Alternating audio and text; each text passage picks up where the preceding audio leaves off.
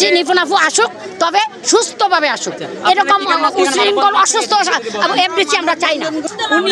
উনি দেশের জন্য একজন সম্পদ, প্রধানমন্ত্রী শেখ হাসিনা। আপনি দেখুন, উনি দেশের জন্য সম্পদ, দীপজল ভাই সবাইকে, এবং শিল্পীদের জন্য সম্পদ।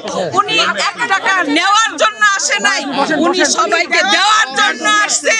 দীপজল ভাই আসবে, দীপজল ভাই থাকবে প্রধানমন্ত্রীর কাছে। এই অনুরোধ দীপজল ভাইকে চাই, আমরা চাই, বিনিময়ে আমরা দীপজল ভাইকে চাই, আমরা চাই, যত কিছু দীপজল ভাইকে চাই।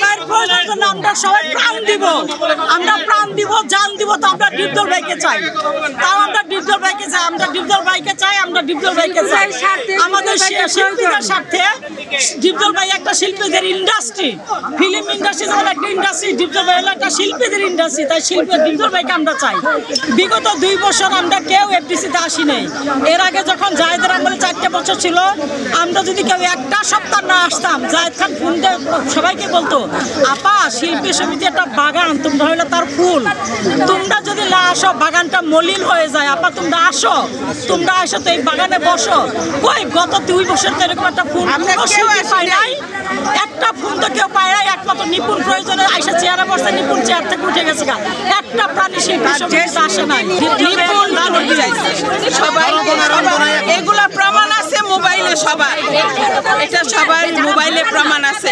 টাকা দিয়ে নাকি ভোট, সবার হাতে হাতে টাকা দিছে, দিয়ে দিয়ে সে ভোট চাইছে।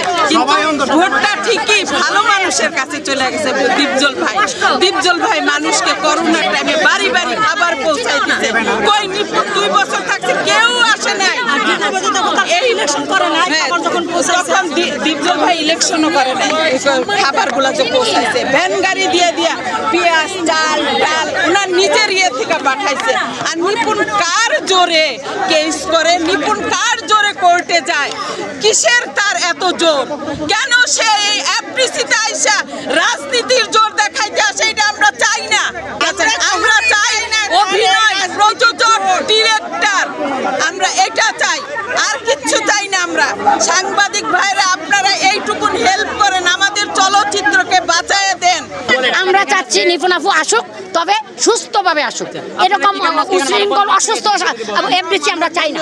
আমরা তো কখনো চাই না। দীপজল ভাইয়ের কিসের অভাব যে সে এখানে এসে আমাদের শিল্পীদেরকে করবে? আমরা তাকে রিকোয়েস্ট করে আনা হয়েছে, সে আমাদের জন্য আসছে।